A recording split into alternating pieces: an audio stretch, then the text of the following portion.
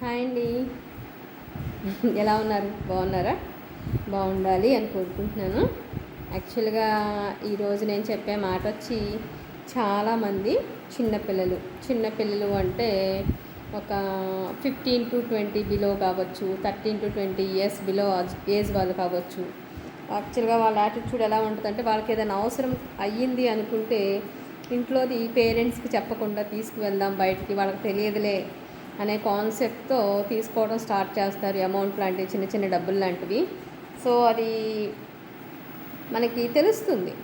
వాళ్ళు ఏంటంటే అవసరం మమ్మీ వాళ్ళకి చెప్తే ఇవ్వరు, అందుకని మనం తీసుకువెళ్ళాం అనుకుంటాం. కానీ అదే హ్యాబిట్ మన ఇంట్లో మనమే దొంగతనం చేసుకుంటున్నాము, మన మీద మన వాళ్ళకి నమ్మకం పోయేలా చేసుకుంటున్నాము.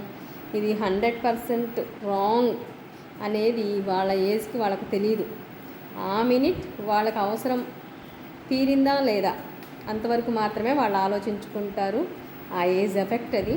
సో ఎప్పుడైతే తల్లిదండ్రులు ఒకవేళ ఈవెన్ అలా ఇంట్లో ఏదైనా చిన్నవి మనం పెట్టే చిల్లర డబ్బులు అవ్వచ్చు, 10 రూపీస్ అవ్వచ్చు, ఏదన్నా కావాలి మిస్ అవుతుంది అని 1% ఒకవేళ డౌట్ వచ్చినా సరే, మీరు చేయాల్సింది ఏంటి అంటే వాళ్ళని టపటప బాధటమో. జనరల్గా చేసేది ఏంటంటే వైఫ్ హస్బెండ్కి చెప్పేసేయటం ఇలా జరిగిందని, లేకపోతే ఒక కర్ర తీసుకుని దెబ్బ బాధేసేయటం, ఏం చేస్తున్నావు ఏంటి అది ఇది అంటూ. ఇవి సొల్యూషన్స్ అయితే కాదు. పిల్లలకి ఒంటి మీద దెబ్బ తగిలితే ఏమవుతుందంటే, దెబ్బలు తగిలిన తర్వాత కోపం పెట్టుకుంటారు, లేకపోతే ఇంకోటి అవుతుంది తప్ప వాళ్ళ ఆలోచన విధానం అయితే మారదు. సో ఎప్పుడైతే మీకు డౌట్ వస్తుందో వాళ్ళని ప్రశాంతంగా, మీరు ఫస్ట్ కూల్గా ఉండి, తీసుకుంది మన పిల్లడే, మన ఇంట్లోదే కాబట్టి నథింగ్. అదేంటంటే వాళ్ళు చెప్పి తీసుకోవాలనేది తెలియకపోవటం, మనం తెలియపరచడం అనేది మన ధర్మం. సో వాళ్ళని కూల్గా కూర్చోబెట్టి ఎక్స్ప్లెయిన్ చేయాలి. నాన్న, ఇది మన ఇల్లు, ఇది మనది, ఇది నీది, ఇది మేము కష్టపడుతుంది నీ కోసం. సో మనం అందరం కష్టపడి షేర్ చేసుకోవాలి తీసుకునేది. ఈవెన్ నీకు ఏ అవసరం వచ్చినా మాకు చెప్పి తీసుకో అనే టైప్లో వాళ్ళకి మనం ఎక్స్ప్లెయిన్ చేయగలిగితే 100కి 98% రిజల్ట్ అయితే ఉంటుంది షూర్గా.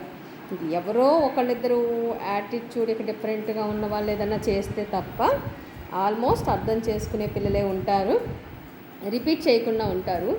వన్స్ ఎప్పుడైతే ఒకవేళ వాళ్ళు మనం చెప్పిన మాటలకు రియలైజ్ అయ్యి హ్యాబిట్ మంచిగా మార్చుకుని నెక్స్ట్ టైం మిమ్మల్ని ఏదైనా అడుగుతారో, అడిగి తీసుకుందామని ఒపీనియన్ మార్చుకుని అడుగుతారో, అప్పుడు మీరు వాళ్ళకి క్లాస్ ఇవ్వకండి.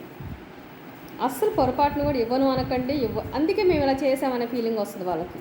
మీరు ఇలా చేస్తారు కాబట్టి మేము ఇలా చేసామనే ఫీలింగ్ వాళ్ళకి వస్తుంటే, వాళ్ళ వర్షన్లో వాళ్ళకి అది రైటు.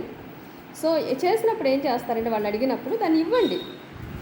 ఇచ్చి చూసావా నువ్వు అడిగావు మేము ఇచ్చాము అనే టైప్లో చెప్పండి. బట్ దాని వాల్యూ చెప్పండి. అది ఎంత విలువైంది కాదో, మంచైనా చెడైనా దాని గురించి ఎక్స్ప్లెయిన్ చేయండి. బట్ ఇవ్వకుండా ఉండకండి.